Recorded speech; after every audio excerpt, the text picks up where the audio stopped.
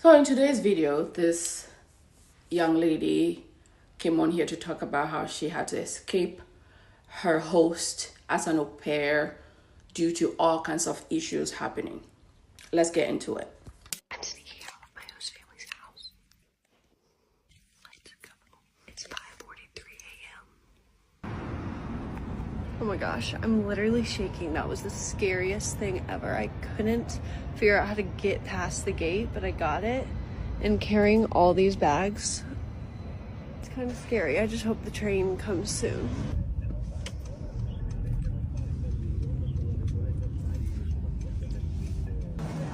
Okay, I made it to the airport. I had to take an Uber because the train wasn't coming for another 30 minutes. But I'm at my check-in gate. I don't know when I'll get checked in, but I made it. Thank gosh. Grazie. Cheers.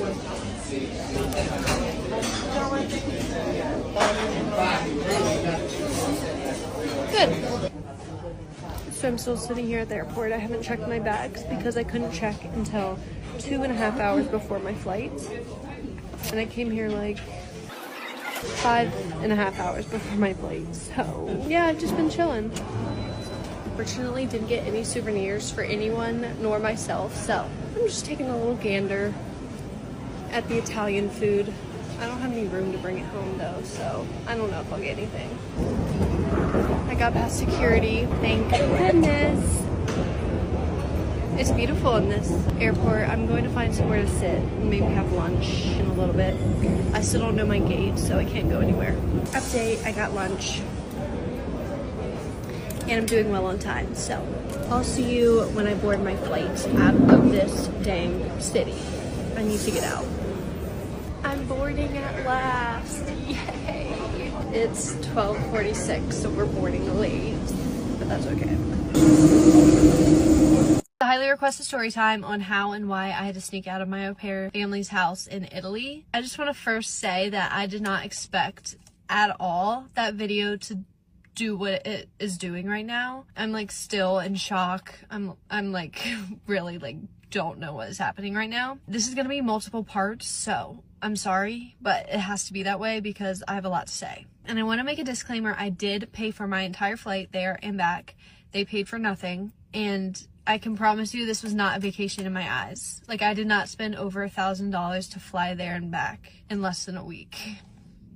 And I did my research, so all y'all can zip it. But we're gonna start from the very beginning. If you don't know what an au pair is, it's basically someone that goes to live with a family in another country, and you either watch their kids, you do light housework, and in return you get food and board. So I met my host family on Au Pair World. This is something that I've seen a lot of people do. It's not an agency, so it's not like official. I didn't pay for anything. We didn't sign any contracts, anything like that, but that is where I met my host family. Also in these videos, we're referring to them as host mom, host dad, and host child. That's what we'll do, because we don't need to be getting in trouble. I'm just telling my story, my experience. Okay, let's keep it going. So the host mom reached out to me. She said she liked my profile. She wanted to get to know me more, wanted to chat with me. I read over her profile, and on there were the things I would be doing. This included waking her son up, getting him changed, giving him his milk, walking him to school at 8:30, picking him up from school at 6, so he was in school all day long, and then heating up his dinner, and then I clean up after dinner. I also had Friday afternoons and weekends off. So fast forward a little bit, we FaceTimed twice. We got along very well. She was very talkative, seemed very nice, and I was really excited. I had let her know I was interested in coming to live with them. They agreed. They said that we'd be a good fit. So I then booked my flight to Italy and left for Italy 2 weeks later. So it was quick. It was quick. They wanted an au pair as soon as possible. So I gave my work like 3 weeks notice. Mind you, remember, we have no contracts. I paid for my flight, so I was supposed to stay 85 days total, so about 3 months. Yeah, so to make this more organized and explain everything, I think I'm gonna break it down pretty much day by day, and I was there for 4 total days. I'm posting part 2 right away, so go check that out, and you can see my first day in Italy. 2 of how and why I had to sneak out of my au pair family's house in Italy. Go check out part 1 because that explains a little bit more of the backstory. So I arrived in Italy Wednesday, April 2nd at 12 p.m. My host mom met me at the airport, picked me up, and we went back to their house. At this point, everything was good. I was still so excited to be there. We got home, I unpacked everything, and then we sat down to eat lunch. So this is the first red flag. At lunch, she starts ranting to me about her job. Apparently, she had been moved to a different position that was like lower. I honestly don't know. It was hard for me to understand a lot of the times. I just know that she was not happy. She got moved to a different position. But that was the first red flag. She already started putting her problems, just ranting to me. And I had just got there. So after lunch, I settle in a little more, and then my host mom tells me to go with the host dad to the store so that I can get some food for breakfast and lunches for me. This is the second problem. This was a huge problem because the host dad spoke no English at all. He spoke as much English as I speak Italian, which is none. I can say ciao. This was one of the main problems because they needed an au pair because the host dad is gone Monday through Thursday. He travels for his job, so he's gone Monday through Thursday. I was expecting the host mom to be teaching me these things, but instead I go to the store with the host dad. It's quite awkward because it's just silent. He can't speak to me, I can't communicate to him. When we're in the store, it's hard to communicate. We're just using Google Translate for everything. But we go to the store, we get the things we needed, and we get back home. When we got home, the host mom wasn't there. I guess she had left to go to work. So it was me and the host dad again. And one of my jobs is picking up the host child from school. Instead of showing me how to use public transport or the way to walk to get to his school, he took the car, which, okay, it's the first day. I'm okay with that. I didn't think anything of it, honestly, but as the story goes on, you'll see the problem. When we got home, I played with the host child. We were playing blocks. The host dad tried to show me how to heat up his dinner, which it was very difficult because, again, there's a language barrier and the stoves, the oven, everything is different in a different country. After the host child eats, I'm still playing with him. Host mom said she gets off of work 7:30, 8 at the latest, and we'd eat when she gets home, and she'd be cooking dinner for us every night. But about 9 o'clock, the host mom gets home from work. She doesn't seem happy about work and about her situation there. But I still didn't pick up these cues until a few days later. We eat dinner that, mind you, the host dad cooked for us, not the host mom. And then the host mom shows me what I need to be doing after dinner: put away the dishes, clean the pots and the pans, wipe down the counters. None of this was an issue because I knew this was what I would be doing. After I did everything, I thought I was good to go to bed. It was pretty late at this point, but I said I was going to bed, and she told me I needed to come bathe the host child. Which, one thing about me, I'm not good with confrontation, and I am not good at sticking up for myself, so that was one of the issues as well, and that's on me. So I did it. I gave the host boy a bath. She showed me how to do it, although I know how to bathe a child. She was just very particular about everything. Everything had to be done her way, or just you might as well just not even do it. So that was my first day. I finally went to bed. Part 3 should be up now, so go check that out. Part 3 of my highly requested story time on how and why I had to sneak out of my au pair family's house in Italy. Thursday, April 3rd, my first full day in Italy. I woke up, got ready, went to the kitchen so that I could learn my morning tasks, what I'm supposed to be doing. I got up around 8, and the host dad and the host child come out into the kitchen. The host dad gives him his milk. Again, this is the problem. The host mom is the only one that speaks English here.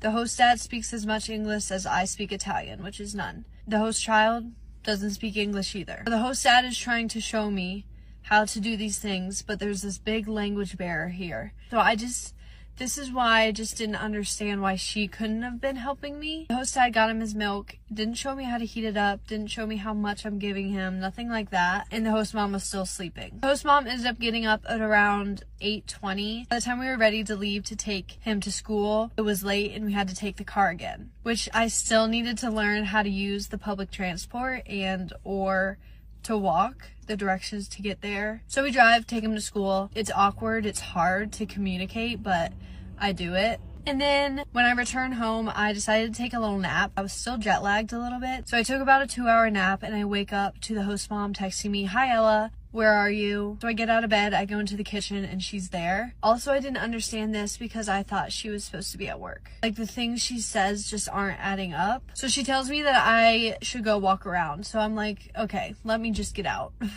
So I make myself some lunch and then I head out. This was my first full day in Milan. I did a vlog on it, so you can go look at that. You can see that I'm very happy. I was so happy when I was out of the house. I loved exploring the city I was in and I loved meeting new people, but when I was in the house I felt like trapped. I felt uncomfortable. It was just not what I was expecting at all. So when I got home, again, we drove to pick up the boy and I was with the host dad again because the host mom had gone to work later. Don't know why. We got home. The host dad tried again to show me how to make his dinner. And then after he eats, we go into the living room, hang out. And the host dad goes to pick up the host mom from work. This is like 8:30 at this point. They get back at like after 9:30. He doesn't have a far commute to work, so I was very confused about that part. Like, where did they go? Why did they leave me alone with him so long? When like I'm just learning and I barely learned anything because of this language barrier. I had to give him a bath again that night, which is fine. I would have done it and been happy doing it if it was what she had said I would be doing. But instead she said I would be cleaning up after dinner while she gives him a bath because she wants to spend time with him because she's at work all day. That was day 2, but my first full day. Day 3 and 4 are really when I just couldn't take it anymore. So come back for day 3. 4 of how and why I had to sneak out of my host family's house in Italy. Friday, April 4th. So this morning went exactly the same as the previous morning, except this morning I stood up for myself a little bit. I asked if we could please take public transport so I could learn how to do it, because Monday I would have been doing it by myself. So again, the host dad and I take the host child to school, but we use public transport. So he's trying to show me how to use public transport. We're just kind of looking at his phone because, again, the language barrier. If you go back in my other videos, you know that the number one problem is that the host mom isn't helping me at all, and she's the only one that speaks English. So we get back home. I had the day to myself. This was the day that I met up with the other girls, and it was super fun. I vlogged that day as well. At around 2 o'clock, I text the host mom asking what time I should be home so that we can go pick up the host child, and she replies to me saying that the host dad's gonna pick him up and I didn't need to come home because, again, normally I would have my Friday afternoons off. I hang out with my friends a little longer and then I walk home. When I get home, I decided to call my parents. No one was home at that point.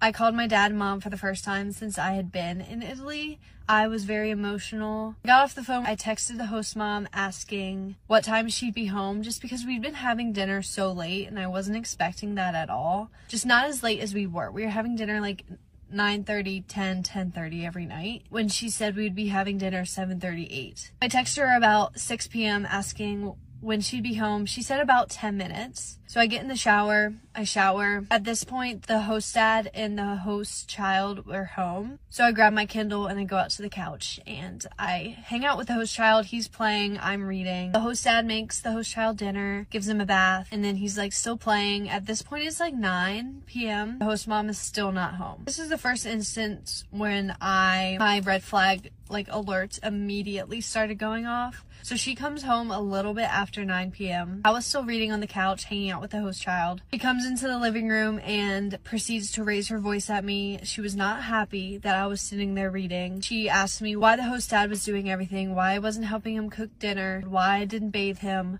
why I wasn't playing with him, why I wasn't cleaning up his toys, all of these things. And I was just honestly confused. I apologized because that's just what I do. I apologized. I said, I'm sorry, this is maybe a miscommunication. I thought that I had off. You had told me I didn't have to go pick him up from school. I'm sorry. And she kind of just said, you need to be paying attention, and then just walked away. Anywho, that night we eat dinner. I cleaned up, and then we had a tablecloth on the table that we didn't have previously. So I asked her. She was sitting on the couch. Table's here. Couch, table.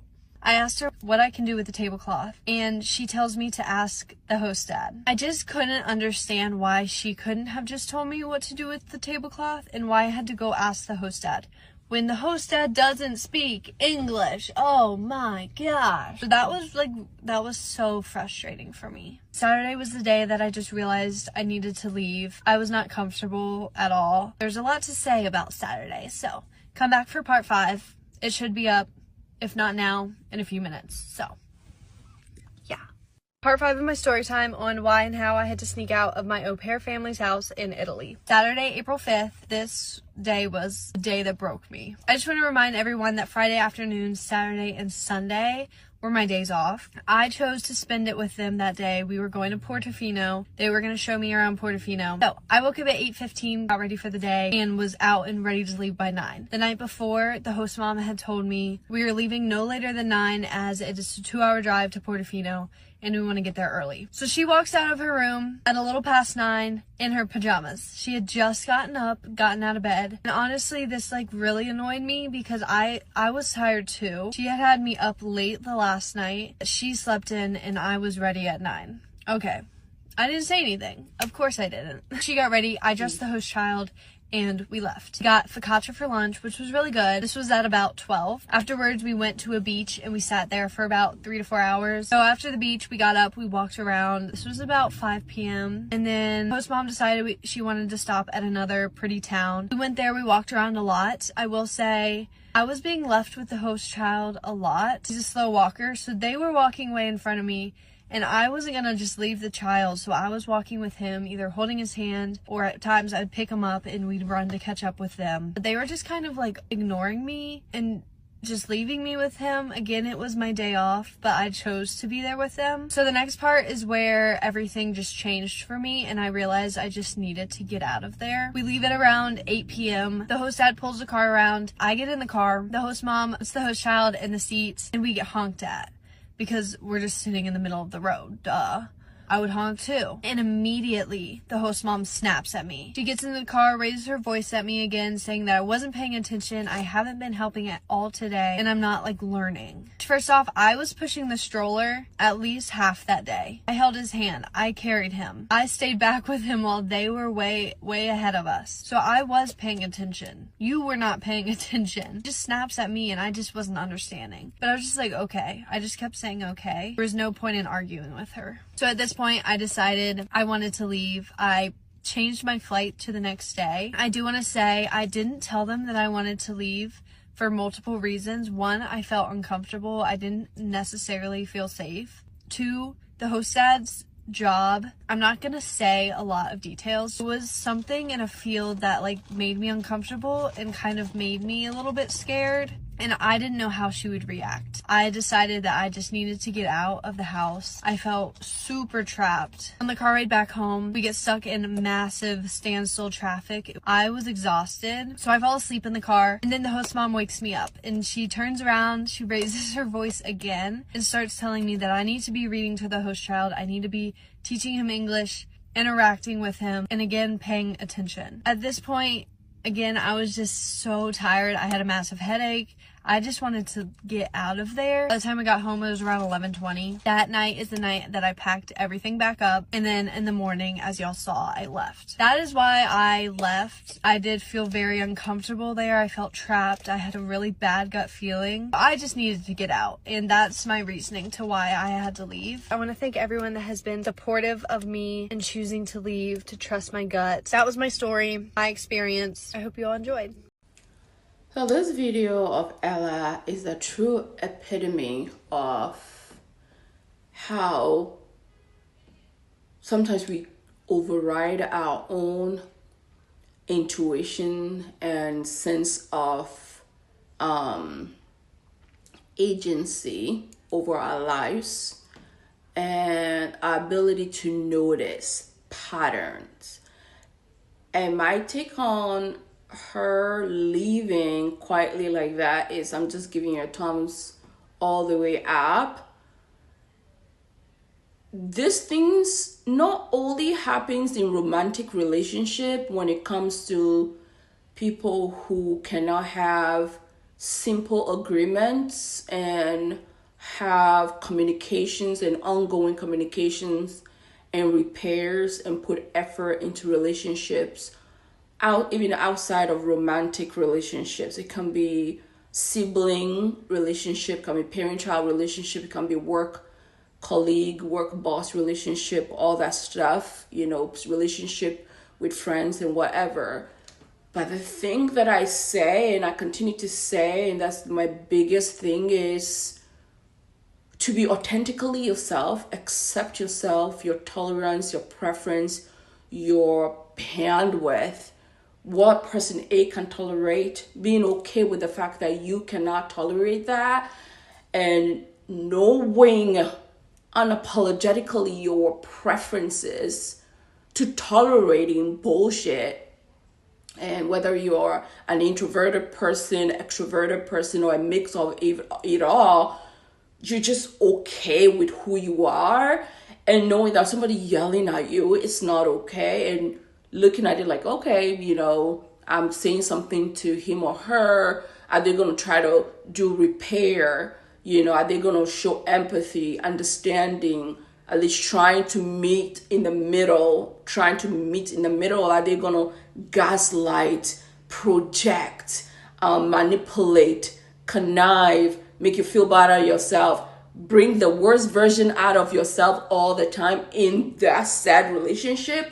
That is your cue to be like, exit stage to left.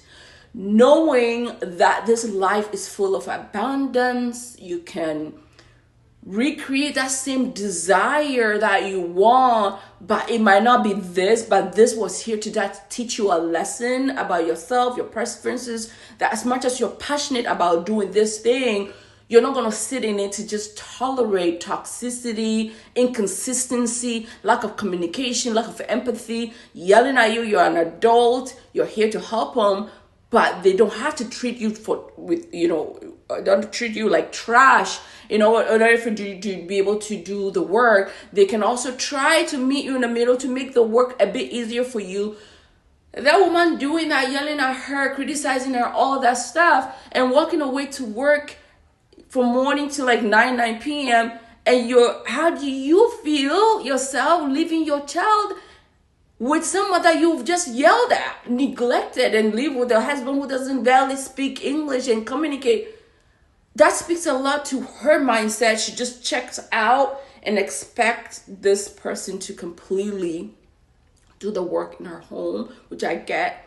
Doing the family things is not easy, but when you have help, even to my country where people have like maids, servants, helpers in the home, it's really important to see, like, do the personalities match? You got to look at that. Even I talk about like even hiring accountants, even when you're in business, things like that, friendships. Do the personalities match? If it doesn't match, it's okay to let go.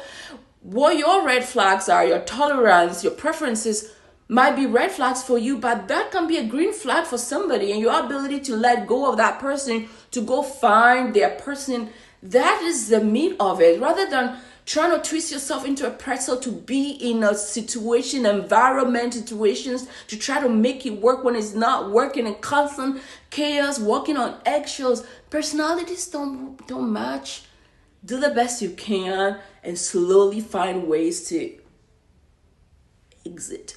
So my take is, she did the best. She exited safely, and whatever next communications can be, she can email her, say, hey, I had to leave, blah, blah, blah. It doesn't have to be an ongoing conversation. Obviously, you've seen after trying 3-4 times, this person is not willing to do any type of adjustment, meeting the middle or repairs. Let me know your thoughts and opinions in the comment section on this matter, because I took a take on it because I wanted to highlight the fact that these things don't only happen in romantic relationship, the red flags in doing relationship with human beings.